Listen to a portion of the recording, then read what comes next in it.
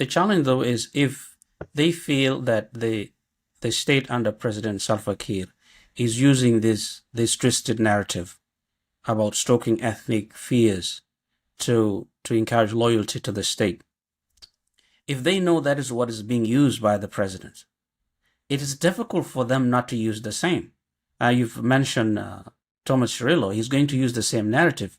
It's the same thing as I read at the beginning that was used by Joseph Lago in 1981. Over 40 years later, we're still talking about these things. Well, what I would expect is that if we are trying to solve the problem, okay, and the problem is we don't want South Sudan to be run on the basis of ethnic identity. We want it to run to create a diverse state, a diverse nation that serves its people equally. And we know that the current system is not doing that. So I would argue that it wouldn't make sense to try to reproduce the same thing that we don't want to have. And that's why I would, if they choose so, if they choose to play into the hands of Salva Kiir, it is their choice. But my advice would be, we don't want to entrench that. We want to condemn it. And in order to condemn it, we have to present an alternative vision, which is that we don't want a state that chooses winners and losers on the basis of their ethnicity. Hello everyone. In this video I'll be talking to Abraham Awolich, and we'll be talking about the question of dominance. So the arguments on both sides, the people who say South Sudan has been dominated by the Jieeng community. There are the people who, especially the Jieeng people, who will deny that there's no domination. So one of the things we'll explore are these questions. Are there arguments to be made about Jieeng domination, or can we say there's no domination? So this is sort of intellectualized debate, so it's about making a proposition and supporting it otherwise.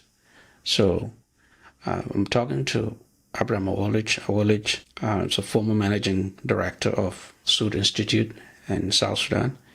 He's a co-founder of PCCA, which is a People's Coalition for Civil Action. He's now a PhD student at the University of Vermont in the US, where he's a GUNT and L4E fellow. So I hope you enjoy the conversation, and do not forget to subscribe if you like this conversation, and I'll invite other people to have similar conversations on different topics. I'm going to ask a question, but I'm also going to read a quotation from Joseph Lago in 1981. And I want you to respond to that. So the question is, can we say that the claim that the Jieeng ethnicity has dominated all institutions of power in South Sudan is a baseless legacy of historical grievances? Or can we find factual statistical resonances in the country? So that's the question. Now, I want you to relate this question to what Lago said in his document when he proposed the redivision of South Sudan. The document's title was Decentralization and Necessity for Southern Provinces of the Sudan. So that was in 1981. So this is what he said. When the selfish man has eaten, he calls the hungry man greedy. This old adage is symbolic of the situation now prevailing in the southern Sudan. Political leadership with a strong tribal orientation, having satisfied themselves that the only way to remain in power is to fan up tribal loyalties from their tribe, which they believe must dominate because of sheer numbers, are now turning around to point a finger at those who want to correct the situation as quote-unquote power-hungry politicians. Indeed, they are so infatuated with the desire to make their tribesmen politically predominant that the emergence of any group to suggest corrective measures never appear to them to be a possibility. It would also seem that they never gave any thought to the idea that they might be forcing a cat in a corner from where it would have no choice but to scratch and bite in self-defense. So that was Joseph Lago in 1981 when he proposed the redivision of of the South. So relating that to the question, so what is your response to that? Well, yeah, there are certain facts that need to be laid out. Numerically, yes, there are more Dinkas in South Sudan than any other ethnic group. Based on the 2008 census, which was disputed, it was reported that the Dinka made up 35%. And the closest group behind them was the Nuer group, which was 15% of the total population. So by that number, you could say that numerically, yes, these are the largest ethnic group in South Sudan. But whether that numerical numbers can translate to domination is a different issue altogether. But looking at the political environment in South Sudan, especially after the independence of South Sudan, you could argue that yes, the political space has largely been dominated by the Dinka majority group, whether in ministerial appointments or people who have been given the trust to lead our security agencies or financial institutions that are considered sovereign, institutions that define sovereignty of the country. You could argue that they have been largely dominated by Dinka majority. And therefore, people can conveniently politically say there is an ethnic domination of the political space in South Sudan, both by the Dinka and the Nuer as well. So that claim has some logic to it, given the way politics has been practiced. But now, the higher question is this a deliberate plan by the Dinka majority group, or is this a political convenience for the leaders who are currently holding power? How can we know whether this is deliberate or it is not? Well, the way we can know it is that how is the political system running? Who actually make the decisions? And what I can say is that actually President Salva Kiir, who is the one defining the way politics runs in South Sudan, has actually used 3 different methods to try to control power. First, after the CPA in 2005, and after the death of John Garang and him coming to power, he felt threatened by those who were close to John Garang, the group that he later calls the Garang Boys. And so to counter their threat to his power, he made an alliance with external group that were not part of the SPLM, SPLA. This is with Paulina Matip and somebody called Abdelbagi Ayi and others like Peter Gadid. He made an alliance with them and actually sort of move forward to transform the SPLA such that numerically those who were integrated into the SPLA were larger in number than those who were coming from the bush. And this kind of this group that were integrated, he had to create a position that does not exist in the constitution. He created a position called Deputy Commander-in-Chief. And he put somebody called Paulina Matip in that position. And so he would do the business of the army with Gadwich. I mean, with Matip sidelining those of Jemith Hoth and others, Jemith Hoth and Oyai Deng and others who were considered Garang boys. And so he actually made an alliance with the militias. And he used the militias now to strengthen his position within the SPLM.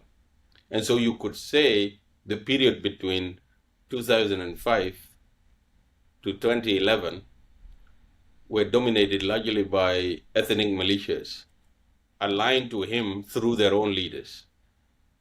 And so those were the people who were influencing how events were happening, especially Paulino Matip. He had a lot of power at that time. And so with that, Kiir then now moved to remove those he considered Garang boys. But in 2011, he also made an alliance with Riek Machar, of course, making him his deputy, and they worked well until 2011. So a combination of Paulino Matip, Riek, and others, and the senior high military leaders that include Kwal Manyang, Daniel Awet, and Wan Iga, he kept them close to him, plus Riek, plus Paulino Matip. He used these people now to pen off those who were close to John Garang. And so 2011, after 2011, he decided to do something else. He decided to see that Riek was now, after the death of Paulino Matip, Riek was now building a new political center, because those who were loyal to Paulino Matip decided to switch to Riek Machar because they lost their leader. And Salva Kiir, knowing that Riek was politically ambitious, he became uneasy with that. So he began to move away from Riek and move away also from the group that he considered Garang boys, including Rebecca. And he now made a new alliance. He made an alliance with Lama Kol and with Tutkeo and Muntwil and Wijang and Puljang. It's a version of Paulino Matip that was not loyal to Riek. He made an alliance with them and kept the senior members of the SPLM that I have already mentioned. He kept them in his camp. And then he brought in elements of NCP to counter Riek and to counter the former Garang boys. So this was his approach. And after the 2013 crisis, after getting rid of the Garang boys and Riek at one time, he tried to keep Equatoria close to him as another way of counterbalancing the power dynamics. So he brought in Jemanunu Kumba, he brought in Wani Iga, and he brought in Alison Monano Mogaya and others closer to him.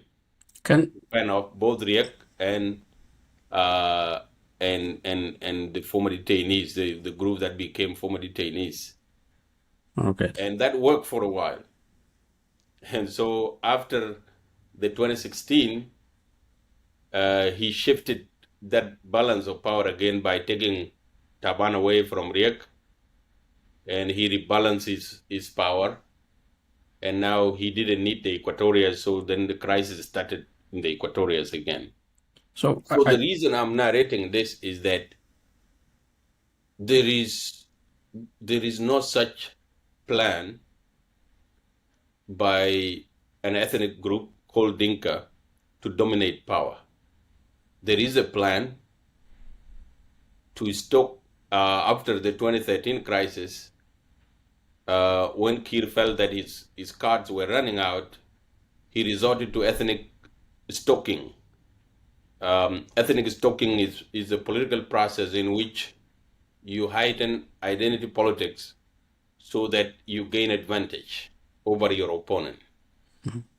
And so Kiir actually stalked ethnic identity to achieve his objective of lasting in power.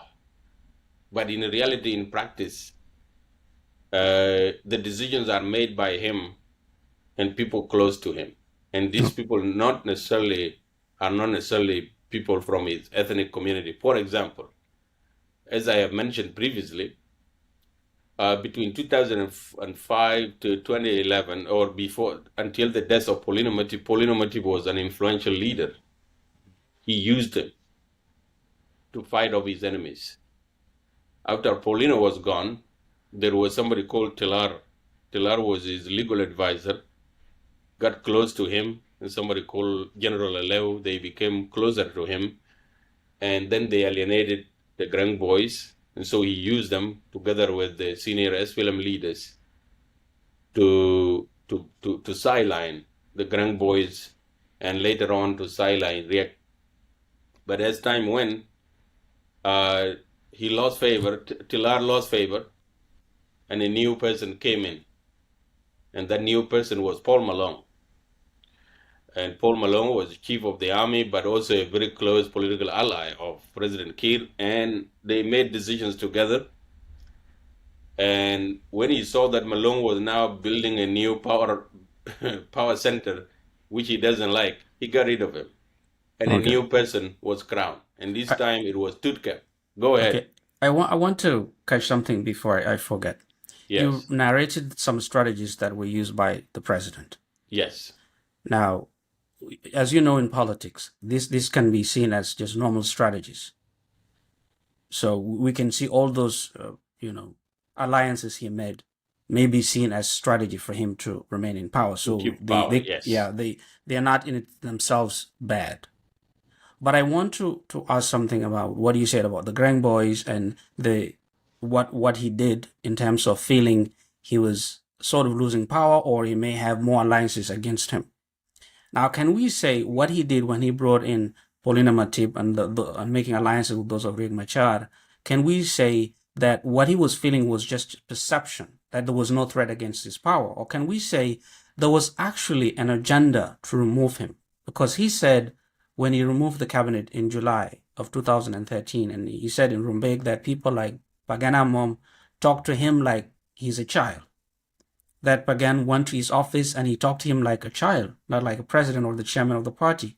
So can we say there was indeed an agenda within the SPLM to undermine him? Or can we say it was just a perception and there was no such threat?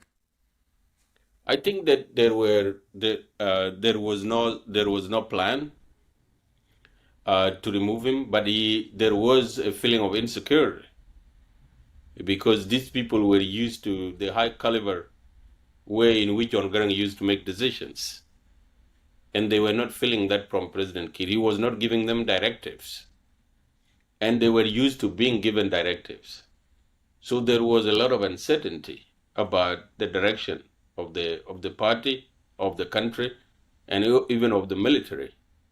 And so a lot of questions were being raised to him.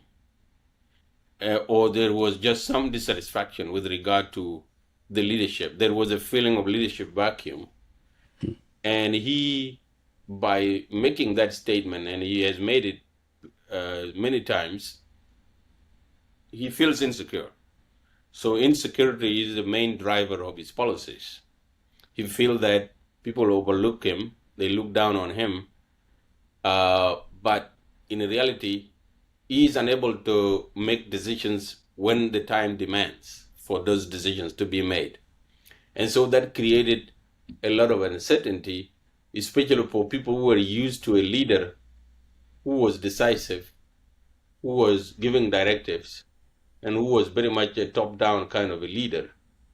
So that you could argue that there was a feeling of dissatisfaction on both sides. He felt that these people were not loyal to him enough to tell him what to do. And those other people felt that he was not decisive enough to tell them what to do. Okay. And so there was a lot of waiting on both sides. Kiir waiting on these Garang boys to pay allegiance to him and to tell him what to do and how to work with him to move the country forward. And they were not forthcoming. And this guy is waiting for President Kiir to make grand plan and draw out a vision and now tell them what to do, as John Garang used to do. So there was a vacuum, and both sides felt that the vacuum was not properly filled according to their desire or expectation at the time. There were rumors of coups and counter coups, but nothing actually ever happened, which suggests that there was no plan. And even the 2013 situation, when you talk to the SPLM leaders, they would say there was no such a plan. It was just an accident, or it was a counter strategy to make a case for getting rid of these individuals that the president felt insecure around. Okay. And we have seen this being repeated, as I was narrating about Paul Malone, and later on Tudkel, and then Akolkor being the latest. The president doesn't like people to build a new political base. He would rather all politics go through him. And if you were to establish an independent or a capacity to have a political base or a new power center, you are in trouble with President Kiir. So this has been the consistent reaction and action that he has taken so far. Okay. So how did this insecurity, this building of alliance, how did it sort of morph into the ethnic issue where he, sort of distanced himself from people like Riek Machar and Lama Kol, and then started to associate and surround himself with people who are mostly Jieeng people? How did that come about, and where did it morph in terms of insecurity and in terms of alliances? Because he was, as you said at the beginning, he was building alliances with other ethnic groups. Yes, across. At the beginning. So where did it go wrong? Where did it turn into ethnic alliance? Well, actually, it didn't change that much. What has changed is that is the political environment that has changed after 2013. There was a large hair was filled with ethnic targeting of the Nuer in Juba, and later on there was the hair was filled with the narratives of ethnic Equatorians being targeted in their villages. So it is the war environment itself that generated this perception. But President Kiir actually has not changed his strategy. He kept moving the dominoes and also the pawns around to protect his power. And we have seen that. He continues to keep, like I mentioned, Turkey was a very dominant political figure until recently. That is a cross-boundary political alliance. The same thing with Elia Lomoro, who is still in power right now. He's a key person from the Equatoria on President Kiir's docket. The same thing with Juan Iga and Jeman Nunu Kumba. So he still keeps his ethnic balance, and his strategy of building a multi-ethnic alliance is still kept there. But the narrative shifted after the war of 2013, partly because it was convenient for those who were in opposition to paint a picture of ethnic domination, because that can gain traction politically. And it also gained traction because the group that became actually the best punch bag for any opposition, this group that emerged, it has always existed, but it became more pronounced in 2014, this Dinka Jieeng Council of Elders. And so personally, I think that President Kiir actually didn't change his strategy much in terms of building a cross-ethnic alliance, but he bought into the idea of ethnic stalking after he saw that maybe the Nuers were pulling away from him, maybe the Equatorians were pulling away from him, especially after Thomas Shirilo left. Mm-hmm. He had to play into his base. And so he did a little bit of ethnic stalking, and then that also fed into an existing political environment, and that is where this narrative came from. But in reality, in terms of his policies, yes, in terms of political appointments, they have favored the Dinka, that is no question, especially in the security sector, in the economic sector. those two institutions have been largely dominated by ethnic Dinka, but his strategy remains that of survival of his regime and his longevity in power. And it didn't matter who is going to frustrate that, whether you are ethnic Dinka or not, he will crush you. And we have seen this with Paul Malone, and we have seen it with a Kolkor. Okay, what if we say, because there's something we in the social service sector, those of us who do research in social justice, there's something we call tokenism. So you tokenize a certain population and give an impression that you have people from a certain ethnic group in position of power. But in terms of substance or power, they don't have power. So if you say that he hasn't changed his strategy and he has allies like Dr. Lomoro and Nuna Kumba and others like Taban, Dengai, who are his allies now, is it possible to make the argument that these people are just tokens, that's just being tokenized to give an impression that he has people, functionaries from other ethnic groups when actually they don't have power? The power is being made by the Jieeng functionaries within his government. Can we make that argument? Just because we have people from other ethnic group doesn't mean they have power. You could make that argument only if it is true that the Jieeng who are also in the same government have more power. And I can attest to you that no one in South Sudan has powers. Whether you are Michael Mokwei, whether you are Kwal Manyang, whether you are Daniel Awenakot, or whether you are who, really no one has power. The power rests with President Salva Kiir Mayardit, and he uses it as he chooses. He can make somebody powerful. And we have seen that with Paul Malone, with Tudkel, and also with Akolkor. But he can also take it away. So really, what we have, the political space we can describe is a movement from party dictatorship, which was an SPLM dictatorship around 2005 all the way to 2011. And then it began to move more toward an autocratic dictatorship, which is one man making all the decisions. I can tell you that no institution in South Sudan works. The only institution that works is Salva Kiir himself. He killed the party because he fears the party that they could use a party procedure to challenge his authority. He has killed the military because he thinks that the military could connive with other elements to take him out. He has killed the economic institutions. He decides who get money, who doesn't.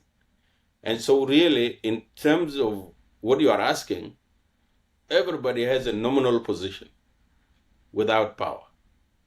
The power rests with President Kiir and people that he can choose on temporary basis to do his will. So that is what I can tell you. So your conclusion is that the argument that there's Jieeng domination of government is more of a perception than a reality. I would agree with that. It is actually a perception than a reality. People can look at the numbers. They can say, okay, somebody is a minister of defense, but he's a Dinka.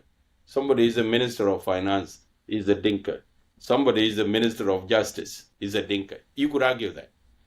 It's really hard to say that would not be a valid argument. But then, if you look at the substance of power, do they really have power? Does Chief Justice have power? He was removed recently by the whim of the president. And so really what I could say is that, yes, people numerically, you could say that the Dinkas have more people in government, whether they are proportional to their population, I don't know. But they don't control power. It's one man who controls power. And it is time for people really to accept the fact that we are living in a dictatorship. And in a dictatorship, it is what serves the dictator that counts. And I had some arguments with some leaders of opposition by saying that if you define the problem of South Sudan as ethnic domination, you will run into a lot of trouble trying to solve that. So suppose we accept that and say, okay, ethnic domination is the problem. Now, how do you solve that? You would have to deal with ethnic identities, and those things are sensitive and difficult. So what I can say is that what is problem in South Sudan is a leadership issue, is a systemic issue. We have lost control of all tools and institutions of governance. They are in one man's hand, and he decides what to do with those tools to fit his own interests. So it would make sense as South Sudanese to have this collective front to tackle the problem rather than saying it's this ethnic group that is a problem.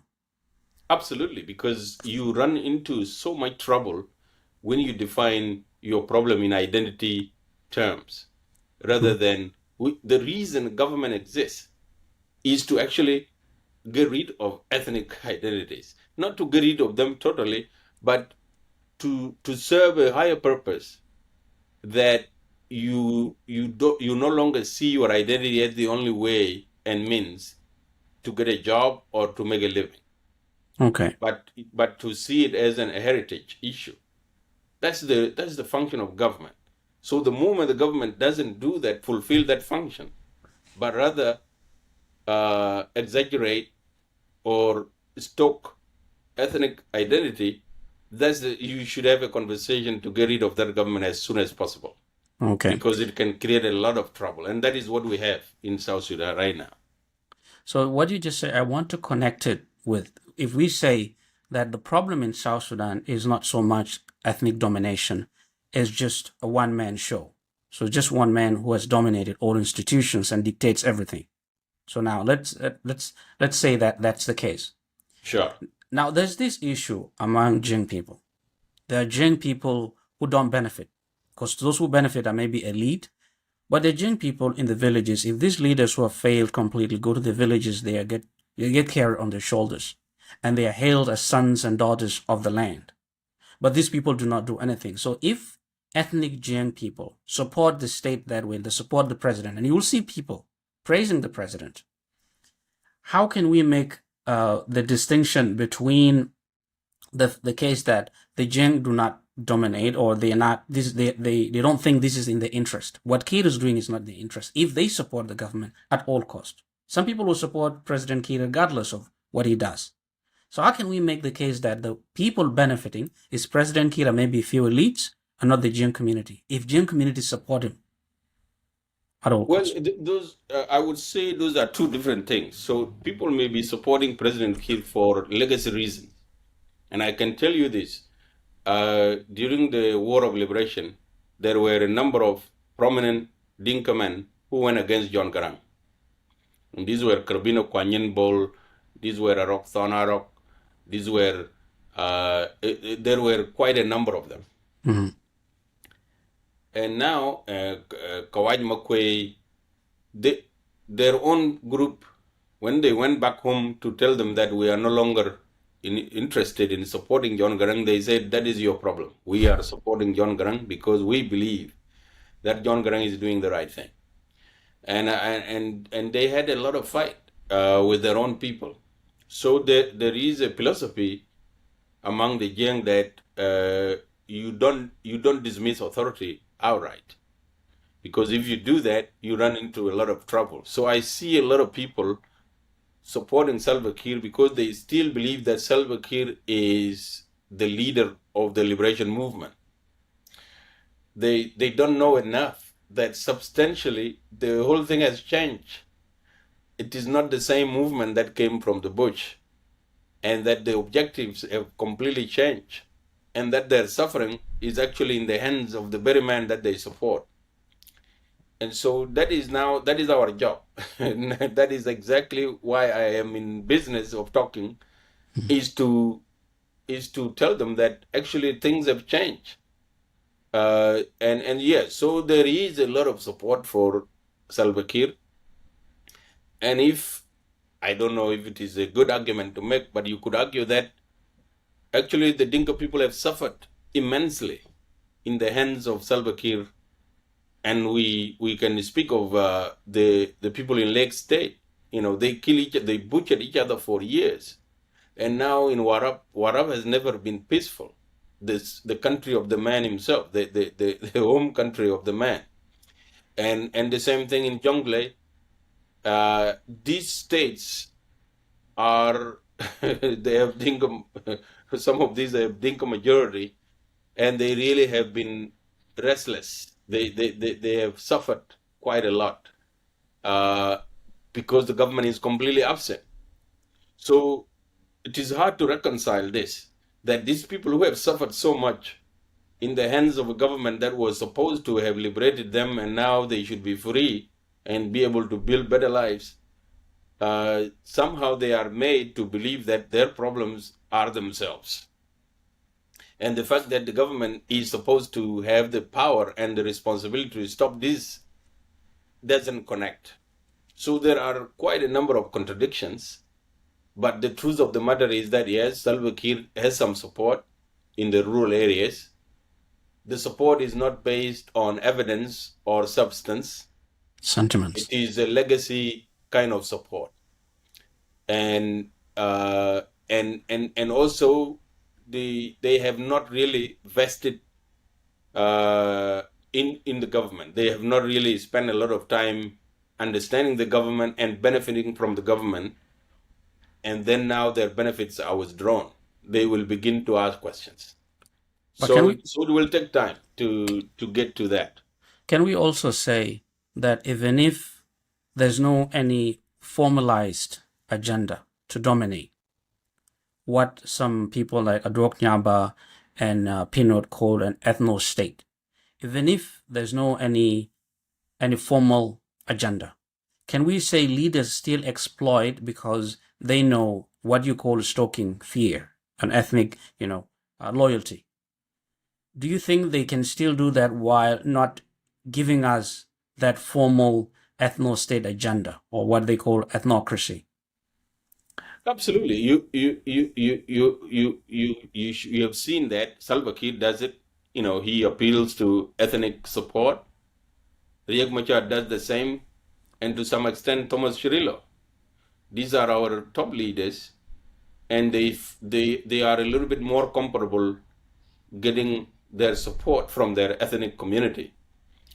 And this has been a key feature of African politics, that ethnicity is definitely the main driving mobilization factor. Now, leaders who are conscious of this try to run away from it. And I think this is one area where John Graham was very successful. He tries to run away from ethnic-driven politics, and he uses other forms of grievances to articulate the crisis that people were fighting against. But Salva Kiir is a known regionalist and is a known tribalist. He could easily fall for that. And the same thing with Riek Machar. You could argue that Riek is also a tribalist. He easily falls for mobilization of the Nuer people. So when you have leaders that frame politics in that way, you could argue that yes, this is there is an element of ethno-nationalism, but in reality, the interests of the ordinary South Sudanese, and I have seen this through the South Sudan National Dialogue, this thing is not really pronounced in the rural areas. The rural Nuer and the rural Dinkas and the rural Equatorians don't go to bed thinking that they are dominated by one ethnic group or the other. They go to bed knowing that their leaders have failed, and that they are suffering from the same crisis, the crisis of lack of governance. And so I think it is not a deeply embedded issue in societal psyche, but it is a rather an easy tool that the politicians can use. Yeah, And so there is that sense of ethnicity, and the appointment that President Kiir make it appear. For example, you would have to argue that his appointments are usually dominated by people either from northern Barghazal, people from Warab, and to some degree people from lakes, and then the rest are just sprinkles. So you could even argue that there is an element of regionalism in him. And we have seen that even among the young people that get appointed to important positions, they largely come from Barghazal. So Salva Kiir is using a number of tools in his hand to try to stoke ethnicity and regionalism. And he's comfortable doing that. He has done it in the past. and one of the things it doesn't realize, and SPLM doesn't realize, is the question of optics and perception. So even if there's no domination, then you see people saying that there's domination, even if they don't have statistics to back it up. A few years ago, there's this colleague of mine who called me when I was in Calgary. He's from Western Barghazal. And he told me, when he talks to people back home, that was in 2012. And I think things have actually gotten worse now. And he said, when he talked to people back home, they just hate the Jing people. And he would tell them, look, it's not the Jing people. And he said, I know people who are Jing people who don't like the government, they don't like what is happening. So, but he's saying people don't see that. So because what people see is this perception. And people are very vocal, people are very articulate, are people who stoke this fear and say there's Jing domination. So it becomes difficult if the president stokes ethnic loyalty and fear, and then other ethnic groups also do that. So how can we make sure that this narrative, that there's no domination, the problem is they lead and also the president, how can we make sure that the people themselves get the narrative? Because the narrative is that Jing dominate whether or not they are suffering. That is very true, and people are entitled to name their grievances. Okay, so there is something wrong, and they can give it a name. The country is poorly governed. The country is not secure. People are looting each other. People are encroaching on each other's land. The military is rogue, and people don't feel at home. And the government soldiers get sent to the villages and fight people. And recently there were that dropping of bombs in Nasser and other places like Ulang. Now, children from that place will ask, who is doing this? Why are they doing this? We used to simply say it's Jalaba, and when you say Jalaba, it is very easy. You know what Jalaba is. So the political leaders in that area could simply say, this, it's the Dinka who are doing this. And those children are hooked. They know that the people who kill and drop bombs on their people are Dinka people. So that perception can become a reality. And that is why we should never play into it. We should really push away from it, and we should condemn it, and we should behave. We have our history is not that very far. This is the 14th year of our independence. And we know that no matter how few people are, if they feel marginalized and dominated, they will fight for their freedom. And it doesn't matter how long it takes. They will try to strive to achieve that.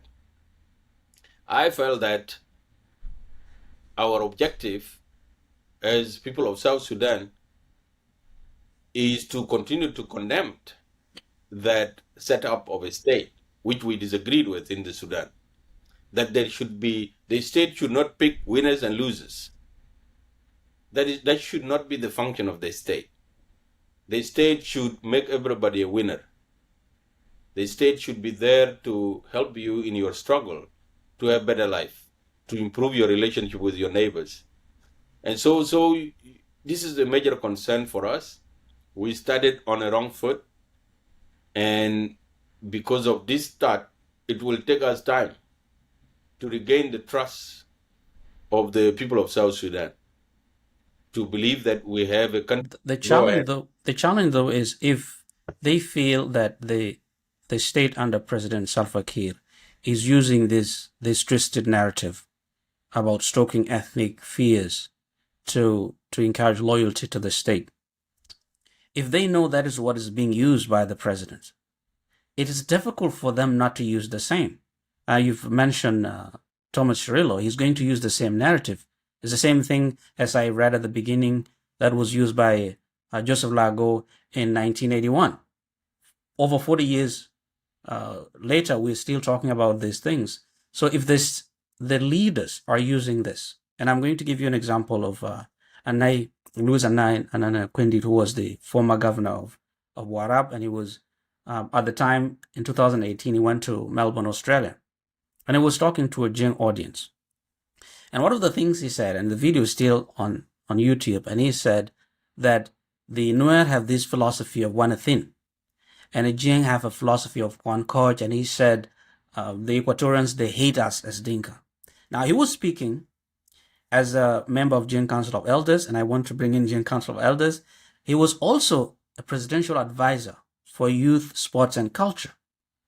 Now, if people who are figures like that speak about other ethnic groups like that, how is it possible, or how is realistic is it for us to expect the opposition to say, look, that is just ethnic issues, we are not going to go into that, maybe we are too good for that? Is that a possibility? Can we expect something like that from the opposition?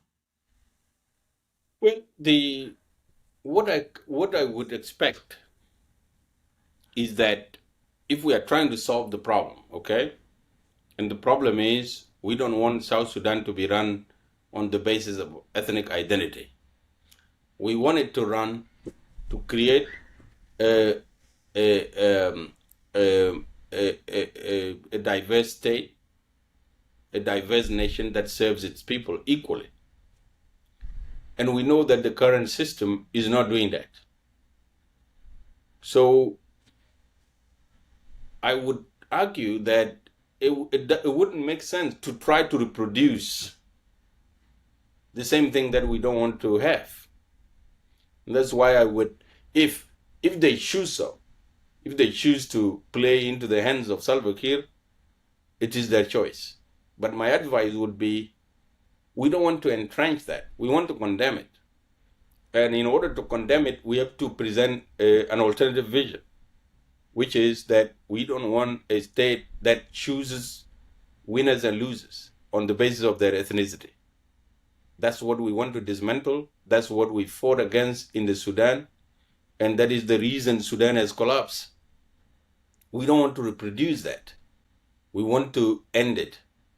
And so if the leaders of the opposition reproduce the same philosophy of Salva Kiir of stoking ethnic fear and ethnic domination as the way to run the system, then we are going to be running around in circles. It will just be a question of, okay, it is ethnic A that is running and we are opposed to it. And it is ethnic B that is running the system and we are opposed to it. And in the end, the whole thing will collapse like we have seen in the Sudan. So if we are being honest with ourselves, it is for us to say what we are experiencing in South Sudan is something that is not acceptable in any way to us. Politically, philosophically, it's hard to understand how a movement that fought against domination will reproduce domination. So that would be my appeal. But you are right to say, if the man who is running the show is using that, why not? Let me use it as well. Maybe it will work in my favor. Well, my advice is that it will not work in your favor, because he has a comparative advantage of having power and money. And he will not allow you to be successful. But if you present an alternative vision, maybe there is a possibility the people of South Sudan will say, we have suffered enough and what Salva Kiir is presenting hasn't worked for us. So why don't we try this? And that is an opportunity that the opposition would have. So that's a question we will have to pose to the opposition. There's a question of advice you've given them, but then there's also the question of strategy.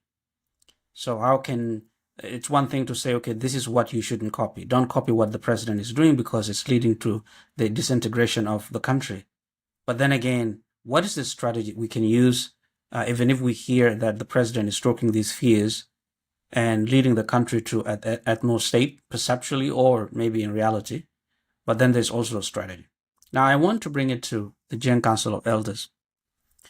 We've talked about this and we've agreed that there's more of a perception about Jieeng dominance because it's about the president. It's just one man who is dominating. And whether you are Jieeng or you are a Nuer or a Zande, if you are against the president, you're gone. So that's a reality. Now, we also talked about perception. There's a lot of perception about what is happening. And that brings me to the role of Jieeng Council of Elders. Now, there are people in the Equatoria who say, and I think they don't want to correct, as we said, that let us not copy what the president is doing. They want to copy it exactly.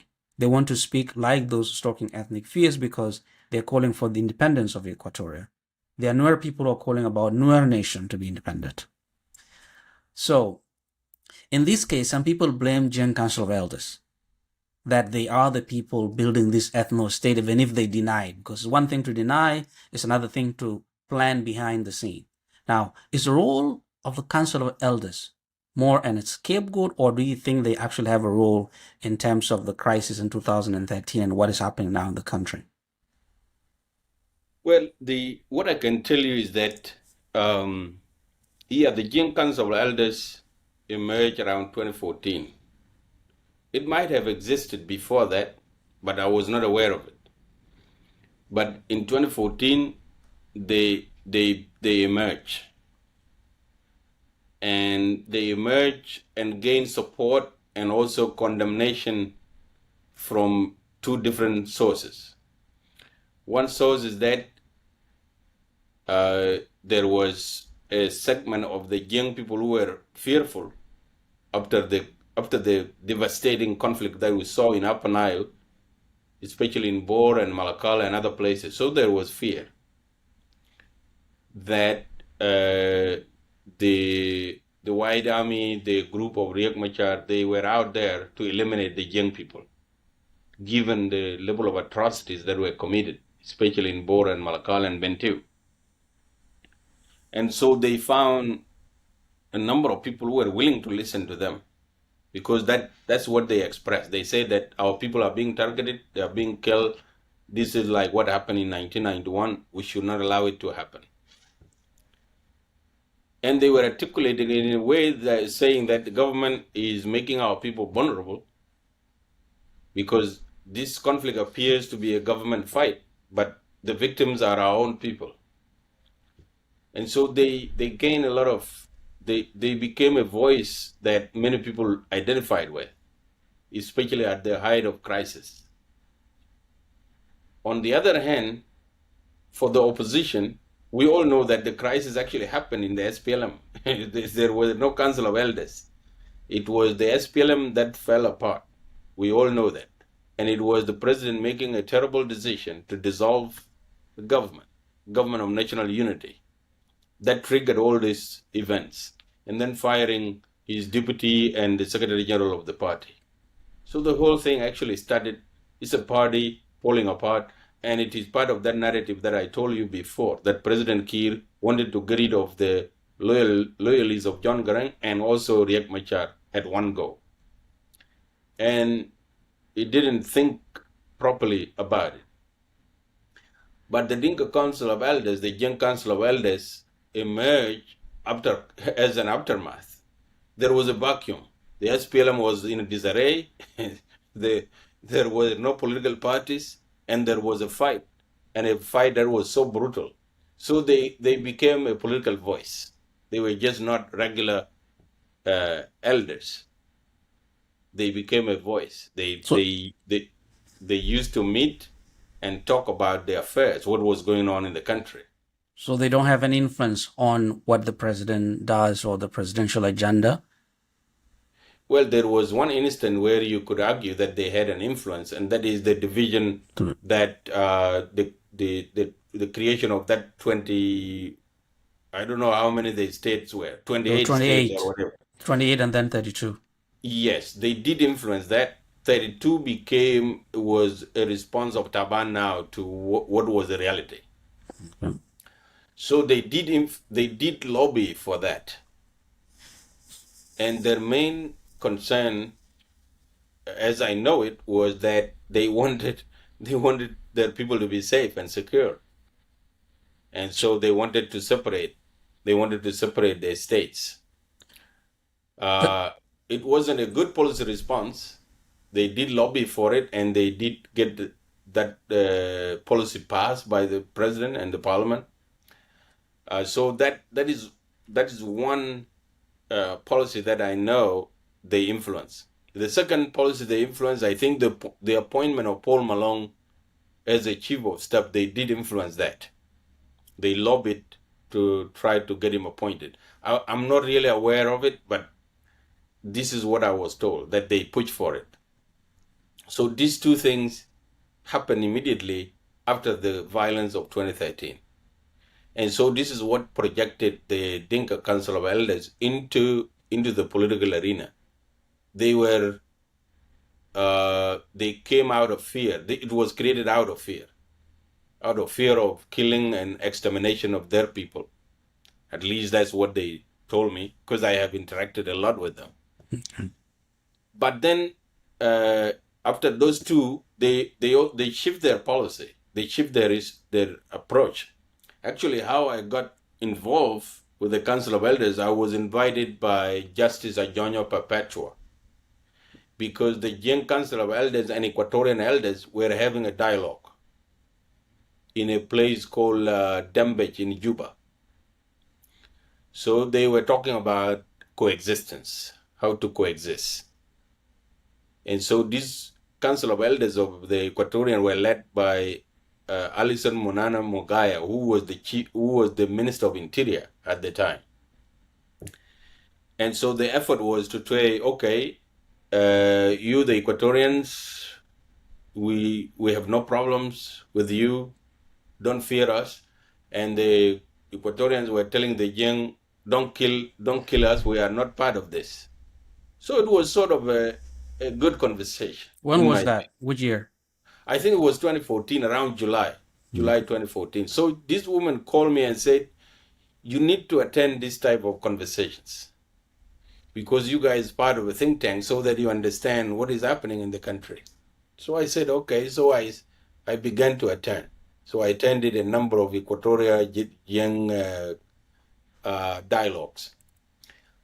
And then later on, they broke these elders into smaller groups. So they met with Zande elders, Mundari elders, and Bari elders.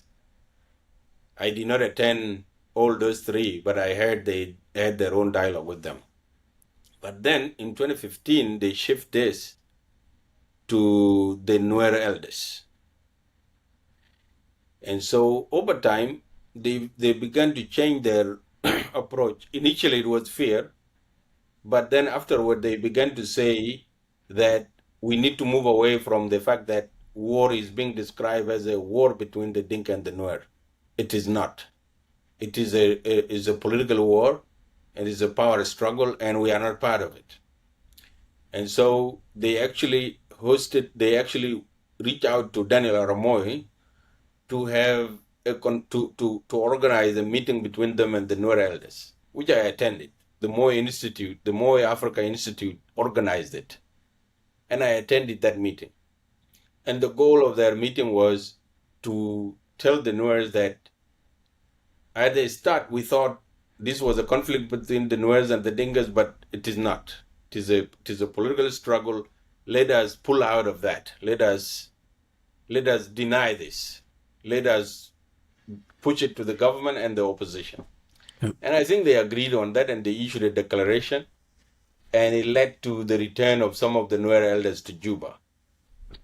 And I can also say that it was through this dialogue, it was the meeting between the Nuer and the Dinka elders that led to the national dialogue. It was one of their resolutions, and they actually came back to Juba and lobbied for that. That's amazing. And later on, the president accepted it. So you could argue that, yes, the Dinka Council of Elders, they did play some negative role. Why? Because when they organized in 2014, it was out of fear that there is a fighting, our people are being targeted, we need to defend our people. But as time went, they saw that this was not a good way of approaching it. It put them in a bad light. They shifted. They shifted to try to have dialogue with the other communities to reassure each other. And then they later on pushed for a much broader dialogue, which was the South Sudan National Dialogue. But the two events which they influenced are the appointment of Paul Malone and also the creation of these 28 states. Okay. So I think those two things were political, especially the creation of 28 states, and that is where people got really angry and mad with them. And now the other political forces now have an easy target. now the thing they suspected now is as a formal body called the Jieeng Council of Elders. And so they started to load all these kinds of blames on them. But in reality, Salva Kiir actually did not like the Jieeng Council of Elders. And they and I can also say without fear that they did not like Salva Kiir. I remember having conversation with some of them in 2015, and they think that Salva Kiir was a danger to the country and to young people. Yeah, so they had a very bad relationship. In reality, they didn't like each other. But Salva Kiir, being a master of his game, make it appear as if these guys represent him, and now they bring the legitimacy of the Jieeng to him. Yeah, so there could be a case that can be made that the emergence of the Dinka Council of Elders at a time when the country was bitterly divided was unfortunate, and that it led to a lot of perception about Dinka domination. But in reality, this body had no power and had no influence on politics other than these two events which they influenced, and they influenced them out of fear. Okay. That I know. But later on, as the conversation went on, they started to pull away from each other. Salva Kiir began to pull away from them, and they began to pull away from Salva Kiir. And they managed the relationship until, I think, the national dialogue.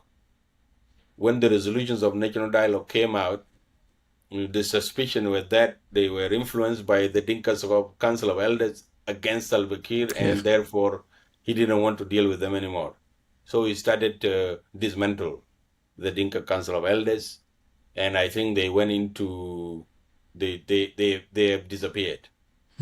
Since 2020 or 2021, they have disappeared. They may still be there, but they are not as active as they used to be. Okay. Yeah, so in sum, you could argue that it was a convenient thing to say that Salva Kiir is running the country through the Jieeng Council of Elders. In reality, that was not even close. Okay. But the Jieeng Council of Elders could not escape it because they came at a time when the country was bitterly divided, and they became an easy punch bag. Okay. So thank you very much. We're coming to the end. I just want to finish with a quote from Adwog Nyaba, and also go back to what we talked about in numerical advantage.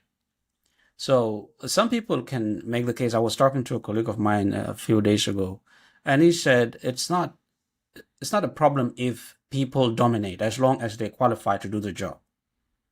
So let's assume Jieeng has a numerical advantage, but there's another small tribe that has more qualified people that can work in government. So the question is not going to be just because you are numerically more than others, then you should always dominate. For example, the document that was written by Lago in 1981, he listed Dinka, Non-Dinka, Dinka, Non-Dinka. So in the executive council that was led by Abelalier, 20 were Jieeng and 20 were Non-Jieeng. So percentage-wise, it was 50% Jieeng, 50% Non-Jieeng. And at the time, the population of Jieeng was estimated at 2 million. The population of Southern Sudan by the time was about 4.4, 4.5. So the Jieeng population was about 40-something%. So some people would say it's about the same. Some people would say no, it's maybe 6-7% more, the percentage of Jieeng. So can we say that the domination by numbers is not a problem as long as the substance of what the leadership does to the people is what that counts? Well, yeah. So having numbers is a good thing, and we have seen the benefit of that during the War of Liberation. The Dinka and the Nuer, they use their numbers to fight the war.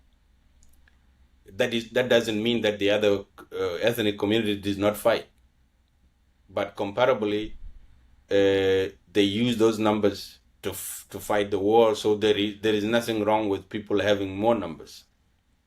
Now the problem is if the state becomes synonymous with those people with the numerical numbers, that is a problem. It creates uncertainty, and it creates class, and that is exactly what we don't want to have. And so I would say, in fact, a logical ethno-regionalist person would say, since I have the numbers, democracy is my best choice. So I should just do democracy, and I will always win. We have seen in South Sudan, the people who are running the country, Salva Kiir himself, is not very sure about that number. He is not very sure whether the Dinkas actually would vote for him because his policies are terrible. Yeah. And so he is not interested in that. So if I think that the Dinkas have the numbers, my choice of policy instrument is democracy, because I could tell everybody, listen, folks, we just won the election, and this has nothing to do with the tribe, even though technically it is. So really, the numbers are there, and there will always be more Dinkas and more Nuers and more Zandes than other smaller tribes.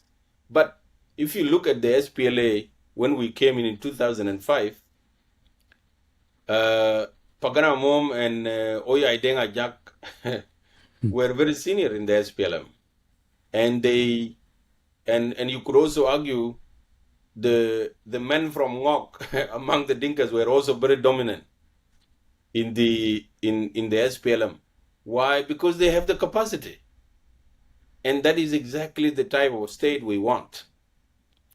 A state run by people who are capable, who are qualified, and who are serving the people of South Sudan. And I always tell our people this: in the village, if you take water,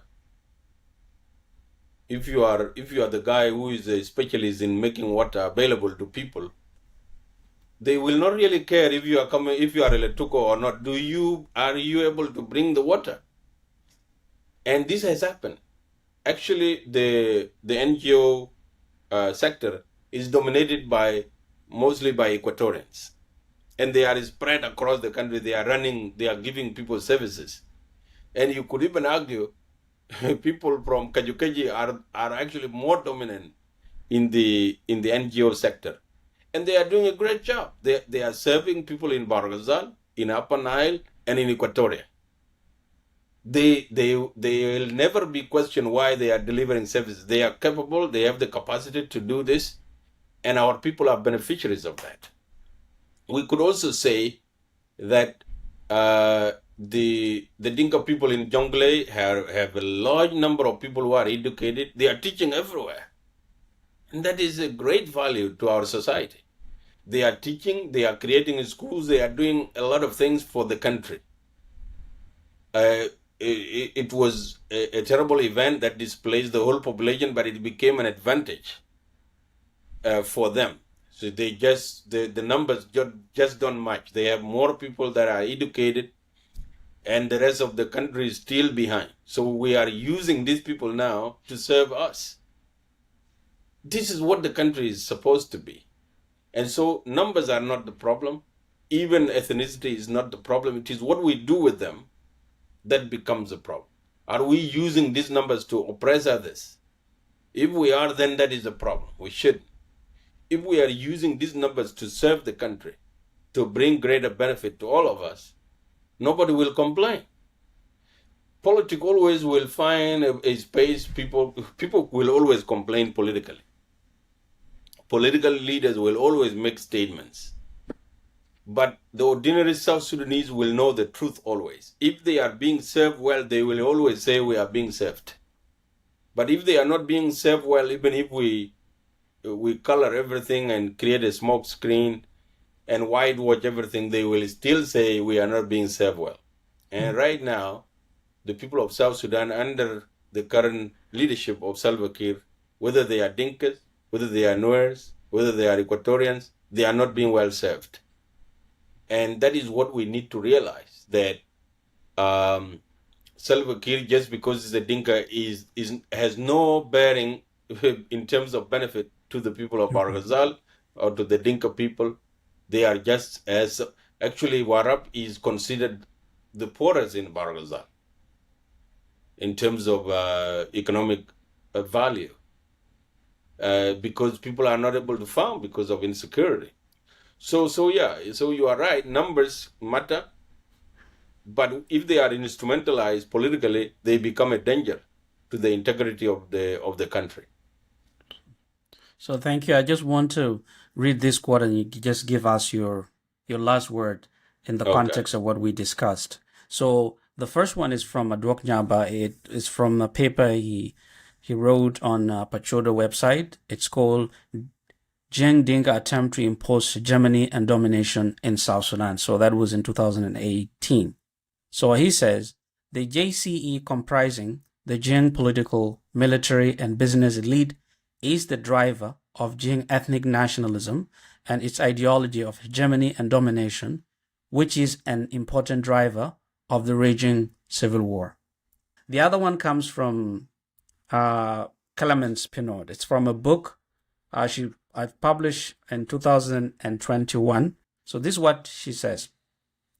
This exclusionary ideology of Dinka supremacy linked together what might otherwise look like multiple separate instances of ethnic cleansing. The ideological thread, combined with obliterating violence, made it a genocide led by one group against others.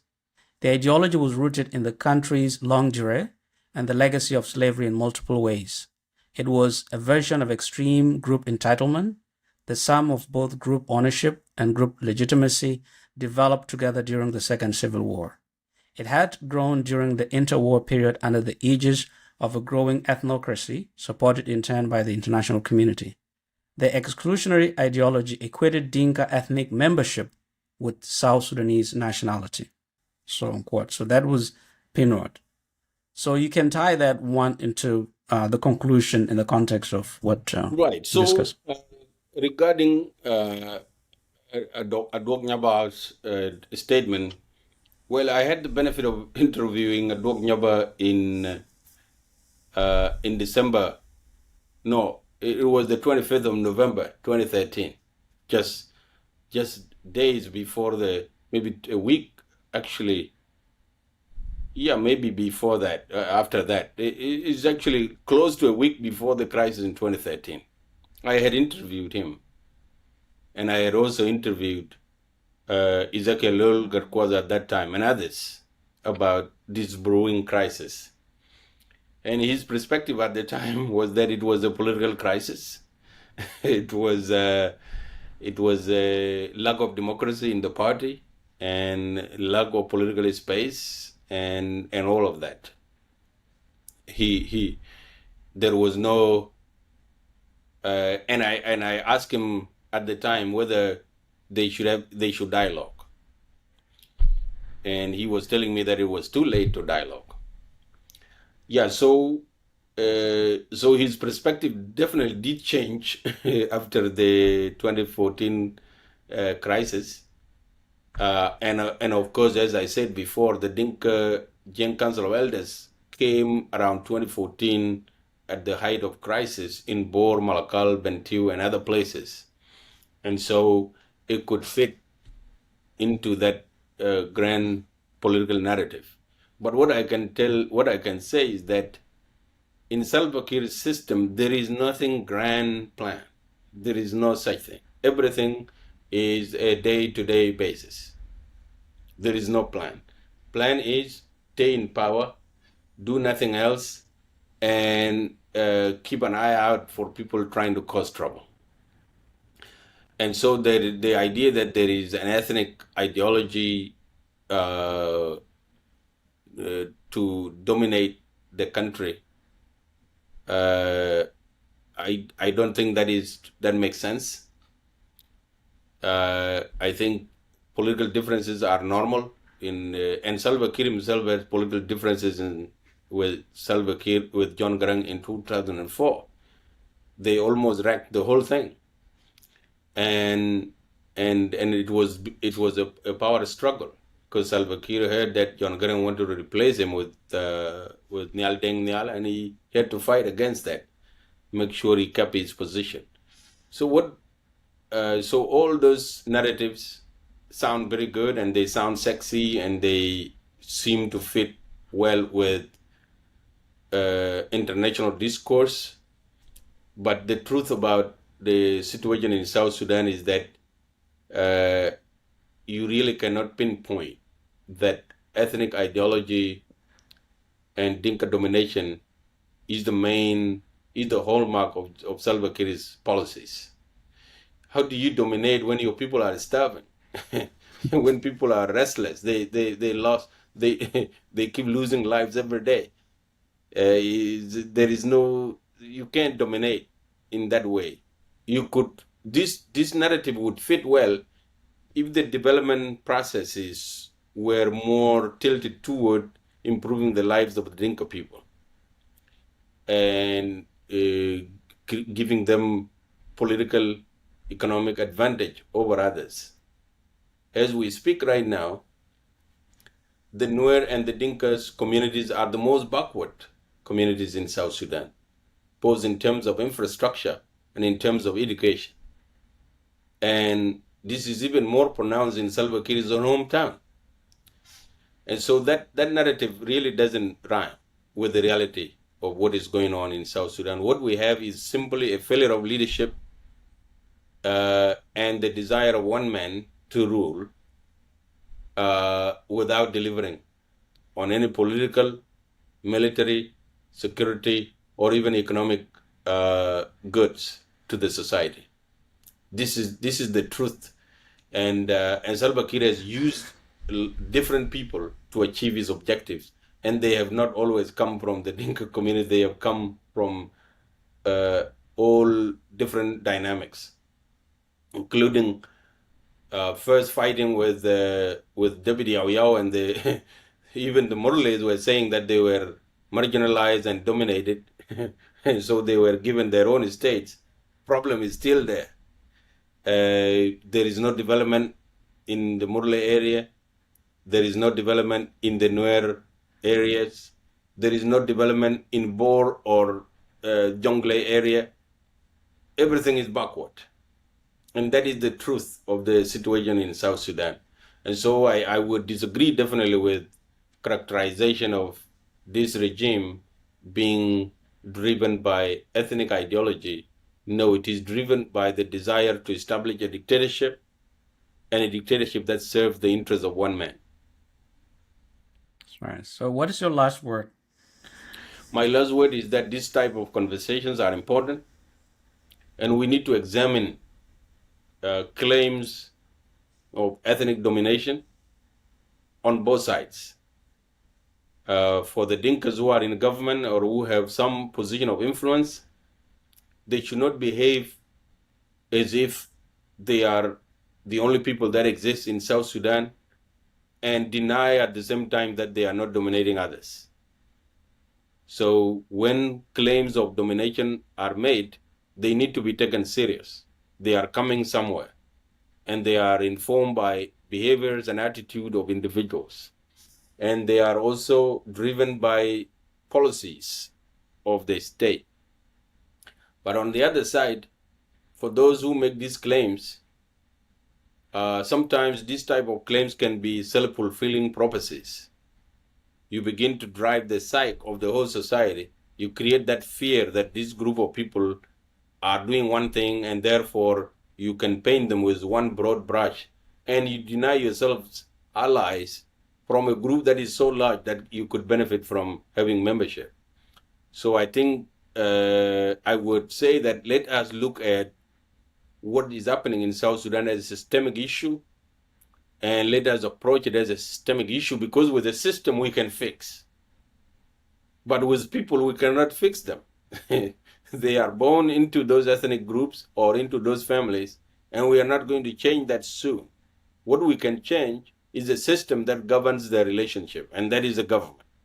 And I believe that the current government is doing the wrong job, and it needs to be changed. Thank you very much.